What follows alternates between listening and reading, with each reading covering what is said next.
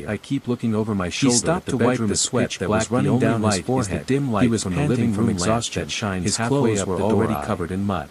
Think about turning Feeling on the his eyes bedroom were light, getting but I blurry. feel a little Kwon silly sat if down, I'm dealing with an shaking his overactive head vigorously imagination, a few then going times, around turning making on a every cracking light sound. still doesn't make any sense. The I scenery can't shake around the him was anxiety. still dark After and washing hazy, the dishes, I checked accompanied the by apartment gusts one of more wind time. I blowing like the within. sound of a ghost lamenting The bathroom and calling that out juts to out people behind from the the shower deep underground. curtain. I check under the sink. Kwon Even though looked no up at one the can sky. get in there, I He look was under the already sofa. in a I rectangular glance at hole. the small coat closet near Kwon the front muttered, door. Know anything? I feel "Just a little tomorrow, better. I lock my the life door will from the change. inside. I will have money.